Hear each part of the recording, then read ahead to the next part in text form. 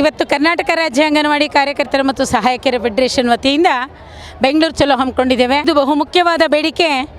ಅಂಗನವಾಡಿ ಕೇಂದ್ರಗಳಲ್ಲೇ ಬಡ ಮಕ್ಕಳಿಗೆ LKG UKGಯನ್ನು ಅಂದರೆ ಆ ಮಕ್ಕಳಿಗೆ ಯೂನಿಫಾರಮ್ ಮತ್ತು ಬುಕ್ಸನ್ನು ಕೊಟ್ಟು ಏನು ಅವರಿಗೆ ABCD ಆಂಗ್ಲ ಭಾಷೆಯಲ್ಲಿ ಕಲಿಸ್ಬೇಕು ಅಂತ ತಾವು ಸರ್ಕಾರ ಇನ್ನೊಂದು ಸರ್ಕಾರಿ ಶಾಲೆಯಲ್ಲಿ ತೆಗಲಿಕ್ಕೆ ಹೊರಟಿದೆ, ಅದನ್ನು ಇಲ್ಲೇ ತೆಗಿಬೇಕು ಅಂತ ಕೇಳ್ಕೊಂಡಿದ್ದೀವಿ.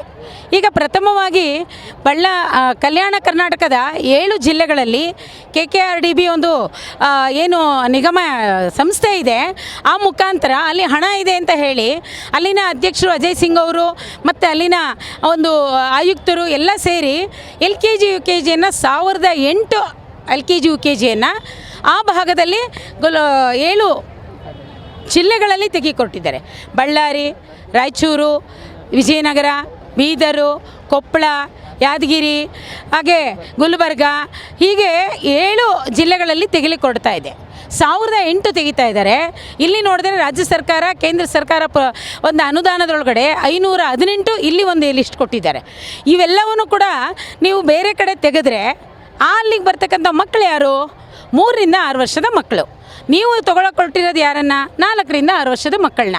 ನಾವು ICDS ಯೋಜನೆಯಲ್ಲಿ 49 ವರ್ಷದಿಂದ ಈ 3 ರಿಂದ 6 ವರ್ಷದ ಮಕ್ಕಳಿಗೆ ಪೌಷ್ಟಿಕ ಆಹಾರವನ್ನು ಕೊಡ್ತಾ, ಅವರ ಆರೋಗ್ಯದ ಬಗ್ಗೆ ವಿಚಾರ ಮಾಡ್ತಾ, ಅವರಿಗೆ ಶಿಕ್ಷಣವನ್ನು ಕೂಡ ನಾವು ಅನೌಪಚಾರಿಕವಾಗಿ ಕೊಡ್ತಾ ಇದ್ದೀವಿ. ಔಪಚಾರಿಕವಾಗಿ ಕೊಡೋದಕ್ಕೆ ನೀವು ಯೂನಿಫಾರ್ಮ್ ಕೊಡಿ, ಬುಕ್ಸ್ ಕೊಡಿ ಅಂತ ನಾವು 2020ರಲ್ಲಿ ಏನು NEPಯನ್ನು ಜಾರಿ ಮಾಡ್ತೇವೆ. 3 ರಿಂದ 8 ವರ್ಷದ ಮಕ್ಕಳನ್ನು ಶಾಲಾ ಪ್ರಾಂಗಣಕ್ಕೆ ತರ್ತೀವಿ ಅಂತ ಹೊರಟಾಗ ನಾವು ಹೋರಾಟವನ್ನು ಹಾಕ್ಕೊಂಡಿದ್ದು. ಇಲ್ಲಿವರೆಗೂ ಕೂಡ ಸರ್ಕಾರ ಯಾವುದೇ ಚರ್ಚೆಯನ್ನು ಮಾಡದೆ ಅದನ್ನು ಯಾವ ರೀತಿ ಮಾಡಬೇಕು, ಈ ಅಂಗನವಾಡಿಗಳಿಗೆ ಸ್ಟ್ರೆಂಥನ್ ಮಾಡೋದಕ್ಕೆ, ಅಲ್ಲಿರ್ತಕ್ಕಂಥ 3 ರಿಂದ 6 ವರ್ಷದ ಮಕ್ಕಳಿಗೆ ಒಳ್ಳೆಯ ಶಿಕ್ಷಣ ಕೊಡೋದಕ್ಕೆ, ಆಹಾರದ ಜೊತೆಗೆ ಆರೋಗ್ಯದ ಜೊತೆಗೆ ಶಿಕ್ಷಣವು ಬಹುಮುಖ್ಯ, ಅದನ್ನು ಕೊಡಬೇಕು ಅಂತ ಇಲ್ಲಿವರೆಗೂ ಕೂಡ ಯಾವುದೇ ಸರ್ಕಾರ ಇಲ್ಲಿವರೆಗೂ ಮಾತಾಡ್ತಾ ಇಲ್ಲ. ಯಾವುದೇ ಸರ್ಕಾರ ಈಗ ಏಕಾಏಕಿಯಾಗಿ ಅಲ್ಲಲ್ಲಿ STMC ಮುಖಾಂತರ ತೆಗಿತೀವಿ ಅಂತ ಹೋಗೋದು, ಮತ್ತು ಇದು ಸರ್ಕಾರಿ ಶಾಲೆಗಳಲ್ಲಿ HM ಮತ್ತು AI ಮುಖಾಂತರ ತೆಗೆದು ಕೊಡೋದು, ಕಲ್ಯಾಣ ಕರ್ನಾಟಕ ಭಾಗದಲ್ಲಿ ತೆಗಿಯೋಕ್ಕೆ ಹೋಗ್ತಾ ಇರೋದು ಎಷ್ಟು ಸರಿ ಸ್ವಾಮಿ? ಅದನ್ನು ನಾವು ಇವತ್ತು ಏನು ಮಾಡ್ತಾ ಇದೆ ಸರ್ಕಾರ? ಇವತ್ತು ತಾವೇನು ಹೇಳ್ತಾ ಇದ್ದೀರಿ? ನಮ್ಮ ಹಣದ ಮುಗ್ಗಟ್ಟಿದೆ ಅಂತ ತಾವು ಹೇಳ್ತಾ ಇದ್ದೀರಿ. ಹಾಗೆ ಸಾಕಷ್ಟು ಅಂಗನವಾಡಿ ಕಾರ್ಯಕರ್ತೆ ಸಹಾಯಕಿಯರ ಹುದ್ದೆ ಖಾಲಿ ಇದೆ, ಅದನ್ನು ಭರ್ತಿ ಮಾಡ್ತಾ ಇಲ್ಲ. ಕಾಲಕ್ಕೆ ನಮಗೆ ಸಂಬಳ ಕೊಡೋದಕ್ಕೆ ತಮ್ಮ ಕೈಲಿ ಹಾಕ್ತಾ ಇಲ್ಲ. ಇಲ್ಲಿ ಎಕ್ಸ್ಟ್ರಾ ಇನ್ನೊಂದು ಟೀಚರನ್ನು 10,000 ರೂಪಾಯಿಗೆ 10 ತಿಂಗಳಿಗೆ 11 ತಿಂಗಳಿಗೆ ಅಪಾಯಿಂಟ್ ಮಾಡಿಕೊಂಡು, ಸರ್ಕಾರದ ಅಪಾಯಿಂಟ್ಮೆಂಟ್ ಅಲ್ಲ ಅದು ಕೂಡ ಇವತ್ತು ಒಬ್ಬ STMC ಅವರು ಅಪಾಯಿಂಟ್ ಮಾಡ್ತಕ್ಕಂಥ ವ್ಯವಸ್ಥೆಗೆ ಬಂದಿದೆ ಸರ್ಕಾರ. ಇದು ಎಷ್ಟು ಸರಿ? ಇವತ್ತು ನಾವು ಇರ್ತಕ್ಕಂಥ ಈ ಕಡಿಮೆ ಕೂಲಿ ಒಳಗಡೆ ನಾವು ಜೀವನ ಮಾಡ್ಲಿಕ್ಕೆ ಆಗ್ತಾ ಇಲ್ಲ, ಬೆಲೆ ಏರಿಕೆ ಇದ್ರೊಳಗಡೆ. ಅದರಿಂದ ನಾವು ಕೇಳ್ತಾ ಇದ್ದೀವಿ, ಆಲ್ರೆಡಿ ನಾವು ಇದ್ದೀವಿ ಸ್ವಾಮಿ, ಆಲ್ರೆಡಿ ನಾವು ನಮ್ಮ ಶಿಕ್ಷಕರಾಗಿ ನೀವು ಯೋಧರನ್ನು ಆಲ್ರೆಡಿ 70 ಲಕ್ಷ ಅಂಗನವಾಡಿ ಕೇಂದ್ರಗಳಿದ್ದಾವೆ. 1,40,000 ನಾವು ಅಂಗನವಾಡಿ ಕಾರ್ಯಕರ್ತರು ಸಹಾಯಕಿಯರಿದ್ದೇವೆ. ನಾವು ಇದಿರೋವಂಥ ಜಾಗಕ್ಕೆ ಅಂಗನವಾಡಿ ಕಟ್ಟಡಗಳು ಸ್ವಂತ ಕಟ್ಟಡ 40,000 ಇದೆ. ಈಗ ಇನ್ನು ಮಿಕ್ಕಿ ಇರ್ತಕ್ಕಂಥ 30,000 ಕಟ್ಟಡಗಳನ್ನು ನೀವು ನಿರ್ಮಾಣ ಮಾಡಿದ್ರೆ ಸಾಕಾಗತ್ತೆ. ಈಗಾಗಲೇ ಶಿಕ್ಷಣ ಇಲಾಖೆ ಒಳಗಡೆ ಏನು ಹೇಳ್ತಾ ಇದ್ದಾರೆ? ಸರ್ಕಾರಿ ಶಾಲೆಗಳು ಮುಚ್ಚೋಗ್ಬಿಡ್ತವೆ, ಅದರಿಂದ ನಾವು ಹಾಜರಾತಿ ಕಡಿಮೆ ಇದೆ, LKG UKG ಮಾಡ್ತೀವಿ ಅಂತ ಹೇಳ್ತಾ ಇದ್ದಾರೆ. ಸರ್ಕಾರಿ ಶಾಲೆಗಳಲ್ಲಿ ಇವತ್ತು 40,000 ಶಿಕ್ಷಕರಿಲ್ಲ, 17,000 ಅಲ್ಲಿ ಶಾಲಾ ಕಟ್ಟಡಗಳಿಲ್ಲ. ಇವನ್ನೆಲ್ಲ ಅಭಿವೃದ್ಧಿ ಮಾಡದೆ ಇರ್ತಕ್ಕಂಥ ವ್ಯವಸ್ಥೆಗೆ ಇನ್ನೊಂದು PUC ಓದಿರ್ತಕ್ಕಂಥವ್ರನ್ನು ತೊಗೊಂಡು ಬಂದರೆ ಆ ಮಕ್ಕಳಿಗೆ ಎಷ್ಟು ಮಟ್ಟಿಗೆ ಅವ್ರು ಪಾಠ ಮಾಡ್ತಾರೆ? ಆಲ್ರೆಡಿ ನೀವೆಲ್ಲ ಹಲವಾರು NGOಗಳ ಮುಖಾಂತರ ನಮಗೆ ಟ್ರೈನಿಂಗ್ಗಳನ್ನು ಕೊಡಿಸಿ ನಾವು ಮಕ್ಕಳಿಗೆ ಸಾಕಷ್ಟು ಶಾಲಾ ಪೂರ್ವ ಶಿಕ್ಷಣವನ್ನು ಮಾಡ್ತಾ ಇದ್ದೀವಿ. ಇವತ್ತು ಮಗುವಿನ ಬೌದ್ಧಿಕ ಬೆಳವಣಿಗೆಗೆ, ಭಾಷಾ ಬೆಳವಣಿಗೆಗೆ, ಭಾವನಾತ್ಮಕ ಬೆಳವಣಿಗೆಗೆ, ಮತ್ತು ಏನಿವತ್ತು ರೈಟಿಂಗಲ್ಲಿ ಬರ್ತಕ್ಕಂಥ ಅಕ್ಷರ, ಇಂಗ್ಲೀಷು ಅಕ್ಷರಗಳನ್ನ ನಾವು ಹೇಳ್ಕೊಡ್ತಕ್ಕಂಥದ್ದು, ರೈಮ್ಸ್ ಹೇಳ್ಕೊಡ್ತಕ್ಕಂಥದ್ದು, ಕತೆ ಹೇಳೋದು, ಇವೆಲ್ಲವನ್ನು ಅದ್ಭುತವಾಗಿ ರಾಜ್ಯದಲ್ಲಿ ಕಾರ್ಯಕರ್ತರು ಮಾಡ್ತಾ ಇದ್ದಾರೆ. LKGಯಲ್ಲೂ ಅದೇ ಶಿಕ್ಷಣವನ್ನೇ ಮಾಡೋದು. ಅವ್ರು ಹೇಳ್ಕೊಡೋದು ರೈಮ್ಸೇ, ಅವ್ರು ಹೇಳ್ಕೊಡೋದು ಕತೆನೇ. ಅವರು ಕೂಡ ಮಮ್ಮಿ ಡ್ಯಾಡಿ, ಫಾದರ್ ಮದರ್, ಹೌದಲ್ಲ, ಅಮ್ಮ ಅಪ್ಪ ಅನ್ನೋದಕ್ಕಿಂತ ಫಾದರ್ ಮದರ್ ಅಂತ ಹೇಳೋದಿದೆ. I am going to school, coming, sit, stand, ಇದೆಲ್ಲ ಹೇಳ್ಕೊಡೋದಕ್ಕೆ ನಮಗೆ ಬರುತ್ತೆ ಸ್ವಾಮಿ. ಇವತ್ತು ICDS ಇಲಾಖೆ ಒಳಗಡೆ 3 ವರ್ಷಗಳಾಗಿದೆ, ತರಬೇತಿ ಕೇಂದ್ರಗಳನ್ನು ಮುಚ್ಚಿದ್ದೀರಿ. ಹಿಂದೆ ನಾವು ಅಪಾಯಿಂಟ್ಮೆಂಟ್ ಆಗಿದ ತಕ್ಷಣ 3 ತಿಂಗಳು ಒಳ್ಳೆ ತರಬೇತಿ ಕೊಡ್ತಾಯಿದ್ರಿ. ಇವೆಲ್ಲವನ್ನು ಕೂಡ ನೀವು ನೋಡದೆ ನಮಗೆ ಕೊಡಬೇಕಾಗಿರ್ತಕ್ಕಂಥ ಒಂದು ತರಬೇತಿ ಆಗಿರ್ಬೋದು, ಮಕ್ಕಳು ಕೊಡಬೇಕಾಗಿರ್ತಕ್ಕಂಥ ಪುಸ್ತಕ ಆಗಿರ್ಬೋದು, ಯೂನಿಫಾರ್ಮ್ ಆಗಿರ್ಬೋದು, ಇನ್ಫ್ರಾಸ್ಟ್ರಕ್ಚರ್ಗಳನ್ನು ಕೊಡದೆ ಇನ್ನೊಂದು ಪರ್ಯಾಯವಾಗಿ ತರಲಿಕ್ಕೆ ಕೊಡ್ತಿರೋದು ಎಷ್ಟು ಸರಿ? ಇವತ್ತು ಸರ್ಕಾರಕ್ಕೆ ನಾವು ಕೇಳ್ತಾ ಇದ್ದೇವೆ. ಬಡವರ ಸರ್ಕಾರ, ಬಡವರನ್ನು ತಾವು ಚೆನ್ನಾಗಿ ಏನು ಅರ್ಥಕೊಳ್ತಾ ಇರ್ತಕ್ಕಂಥ ಕಾರ್ಮಿಕರ ಪರ ಇರ್ತಕ್ಕಂಥ ಸರ್ಕಾರ ಅಂತ ಜನ ಬಯಸಿದ್ದಾರೆ, ಕಾರ್ಮಿಕರು ಬಯಸಿದ್ದಾರೆ, ಶಿಕ್ಷಕರು ಬಯಸಿದ್ದಾರೆ. ಇವತ್ತು ಕೇಳ್ತಾ ಇದ್ದೀವಿ ಸಿದ್ದರಾಮಯ್ಯ ಮುಖ್ಯಮಂತ್ರಿಯವರಿಗೆ, ನಮ್ಮ ಇಲಾಖೆ ಸಚಿವರಾದ ಲಕ್ಷ್ಮೀ ಹೆಬ್ಬಾಳ್ಕರ್ ಅವರಿಗೆ, ನಾವು ಇವತ್ತೇನು ನಿಮಗೆ ಶಿಕ್ಷಣ ತಜ್ಞರು ಏನು ಹೇಳ್ತಾ ಇದ್ದಾರೆ, ಸರ್ಕಾರಿ ಶಾಲೆಗಳು ಮುಚ್ತಿದೆ ಅಂತ ಹೇಳ್ತಾ ಇದ್ದಾರಲ್ಲ, ಎಲ್ಲರನ್ನೂ ಕೂರಿಸ್ಕೊಳ್ಳಿ, ಶಿಕ್ಷಣ ತಜ್ಞರನ್ನ ಕೂರಿಸ್ಕೊಳ್ಳಿ, ಶಿಕ್ಷಣ ಇಲಾಖೆಯವ್ರನ್ನ ಕೂರಿಸ್ಕೊಳ್ಳಿ, ಮಹಿಳಾ ಮತ್ತು ಮಕ್ಕಳ ಇಲಾಖೆಯವ್ರನ್ನ ಕೂರಿಸ್ಕೊಳ್ಳಿ, ಮತ್ತು ನಾವು ಕೂಡ ಕೂತ್ಕೊಳ್ಳಿ. ಸರ್ಕಾರ ಕೂತು ನಮ್ಮ ಮಕ್ಕಳು ಯಾರು ಇವತ್ತು ಬರೀ 3 ವರ್ಷದ ಮಕ್ಕಳು 1, 2, 3 ಬರ್ತಾರೆ, ಮತ್ತು ಮಗುಗೆ ಹುಷಾರಿಲ್ಲ ಅಂತಂದರೆ ಅಂಗನವಾಡಿಲಿ ಒಂದು ಮಗುನೂ ಇರೋದಿಲ್ಲ.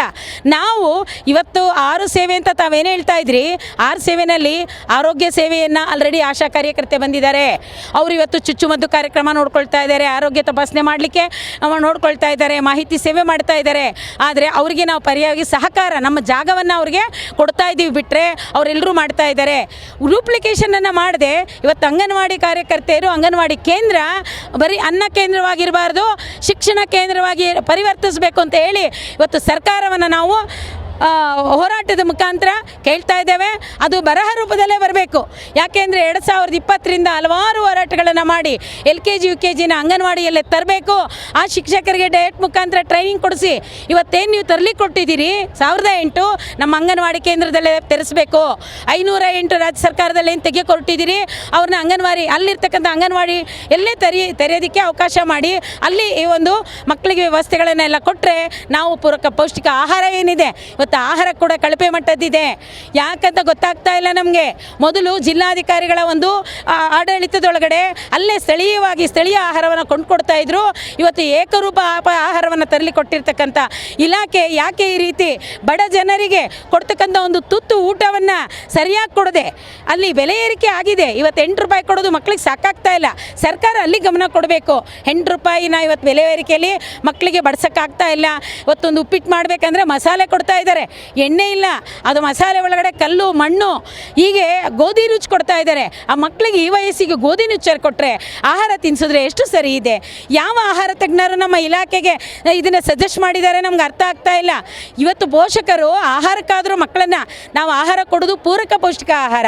ಆ ಮಗುವಿನ ಎತ್ತರ, ತೂಕ ಇವೆಲ್ಲವನ್ನು ಮಾಡಿ ನಾವು ಏನು ಮಾಡ್ತೀವಿ, ಮಗು ವಯಸ್ಸಿಗೆ ತಕ್ಕಂತೆ ಬೆಳವಣಿಗೆ ಆಗಿದೆಯಾ, ವಯಸ್ಸಿಗೆ ತಕ್ಕಂತೆ ಹೈಟ್ ಇದೆಯಾ, ವೆಯ್ಟ್ ಇದೆಯಾ, ಅದಕ್ಕೆ ಅಂಗವಿಕಲತೆ ಏನಾದರೂ ಇದೆಯಾ ಅಂತ ನೋಡೋವಂಥ ಸಂದರ್ಭ, ಅದನ್ನು ನೋಡೋಕ್ಕೂ ಬರದಂಥ ಪರಿಸ್ಥಿತಿ ಆಗಿದೆ ಪೋಷಕರು. ಇವತ್ತು ಅಂಗನವಾಡಿಗಳಿಗೆ 0ಯಿಂದ 6 ತಿಂಗಳಿಂದ 3 ವರ್ಷದ ಮಕ್ಕಳಿಗೆ ಏನು ಮನೆಗೆ ಆಹಾರ ಕೊಡ್ತಾ ಇದ್ವಿ, ಅವ್ರು ಯಾರೂ ಕೂಡ ಬರದೇ ಇರೋ ಪರಿಸ್ಥಿತಿ. ನನ್ನ ಹೆಣ್ಮಕ್ಳು ಒತ್ತಾಯ ಮಾಡಿ ಕರಿತಾ ಇದ್ದಾರೆ, ಬನ್ನಿ ಬನ್ನಿ ಅಲ್ಲಿ ಹೋಗ್ತಿದೆ ಅಂತ. ಸ್ಲಾಟ್ ಬೀಳ್ತಾ ಇದೆ ಅಂಗನವಾಡಿ ಒಳಗಡೆ. ಯಾರು ಬರ್ತಾರೆ ಅದನ್ನು ತಿನ್ನೋದಕ್ಕೆ? ಅದರಲ್ಲಿ ಹುಳುಗಳು ಇವೆಲ್ಲ ಇದ್ದಾವೆ. ಅದರಿಂದ ದಯವಿಟ್ಟು ಆಹಾರವನ್ನು ಬದಲಾವಣೆ ಮಾಡೋದ್ರಲ್ಲಿ ಹೆಚ್ಚು ಕ್ರಮ ತಗೊಳ್ಬೇಕು. ಸಾಕಷ್ಟು ಅಂಗನವಾಡಿ ವ್ಯವಸ್ಥೆ ಒಳಗಡೆ ಸಮಸ್ಯೆಗಳು ಸಣ್ಣ ಪುಟ್ಟ ಇದೆ. ಅದಕ್ಕೆ ಮೀಟಿಂಗನ್ನು ಮಾಡಬೇಕು ಅಧಿಕಾರಿಗಳ ಮುಖಾಂತರ.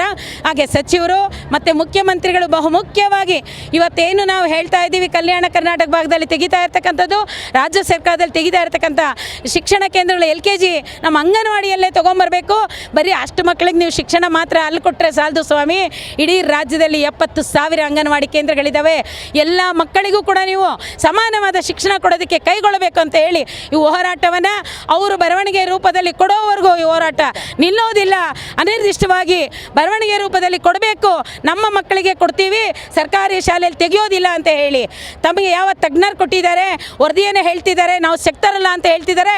ಅವರೆಲ್ಲರನ್ನೂ ಕೂರಿಸಿ ಸಭೆ ಮಾಡಿ ಈ ಒಂದು ಅಮೆಂಡ್ಮೆಂಟನ್ನು ತರಬೇಕು.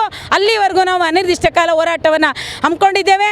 ನಾವು ಯಾರಿಗಾಗಿ ಅಂದರೆ ನಮ್ಮ ಅಂಗನವಾಡಿ ಬಡ ಮಕ್ಕಳ ಪರವಾಗಿ, ಬಡ ಮಕ್ಕಳ ಶಿಕ್ಷಣಕ್ಕಾಗಿ, ಬಡ ಮಕ್ಕಳ ಆಹಾರಕ್ಕಾಗಿ, ಈ ಬಡ ಏನಿವತ್ತು ಕೂಲಿ ಕಾರ್ಮಿಕರಿದ್ದಾರೆ ಆ ಮಕ್ಕಳ ವರ್ಗದ ಏಳಿಗೆಗಾಗಿ ನಾವು ಇವತ್ತು ಹೋರಾಟವನ್ನು ಇಟ್ಕೊಂಡಿದ್ದೇವೆ. ನಮ್ಮ ಯಾವುದು ಬೇಡಿಕೆಗಳು, ಸಂಬಳ ಕೊಡಿ ಇದೆಲ್ಲ ಕೇಳ್ತಾನೆ ಇದ್ದೀವಿ. ಆದರೆ ಆಲ್ರೆಡಿ ಪ್ರಿಯಾಂಕಾ ಗಾಂಧಿ ಅವ್ರು ಕೊಟ್ಟಂಥ ಬೇಡಿಕೆ 6ನೇ ಗ್ಯಾರಂಟಿಯನ್ನು ಇಲ್ಲಿವರೆಗೂ ತರ್ತೀನಿ ಅಂದರು, ತರಲೇ ಇಲ್ಲ. ಗೃಹಲಕ್ಷ್ಮಿ ಕೊಟ್ಟಿದ್ದೀನಿ ಅಂದರು, ಅದನ್ನು ಹೇಳಿದ್ವಿ ನಾವು. ಗೃಹಲಕ್ಷ್ಮಿ ಬೇಡ ಸ್ವಾಮಿ, ಅದನ್ನೇ ನಮಗೆ ವೇತನ ಮಾಡಿ ಅಂತ ಇವತ್ತು ಕೂಡ ನಾವು ಹೇಳಕ್ಕೆ ತಯಾರಿದ್ದೇವೆ. ಅದರಿಂದ ಸರ್ಕಾರ ಗಮನಿಸಬೇಕು. ನಾವು ಈ ಮಕ್ಕಳಿಗೆ ಏನು ಅಕ್ಷರ ಜ್ಞಾನ ಮತ್ತು ಆಹಾರ ಇವೆರಡಕ್ಕೂ ಕೂಡ ಕೊಡ್ತಕ್ಕಂಥ ವ್ಯವಸ್ಥೆಯನ್ನು ತರೋವರೆಗೂ, ಜಾರಿ ಮಾಡಿ ಅಮೆಂಡ್ಮೆಂಟನ್ನು ನಮಗೆ ಕೊಡೋವರೆಗೂ ನಾವು ಈ ಹೋರಾಟವನ್ನು ನಿಲ್ಲಿಸೋದಿಲ್ಲ ಅಂತ ಈ ಮುಖಾಂತರ ತಿಳಿಸ್ತಾ ಇದ್ದೀನಿ. ನನ್ನ ಹೆಸರು M. ಜಯಮ್ಮ ಅಂತ. ನಾನು ರಾಜ್ಯ ಪ್ರಧಾನ ಕಾರ್ಯದರ್ಶಿಯಾಗಿ ಕೆಲಸ ಮಾಡ್ತಾಯಿದ್ದೀನಿ.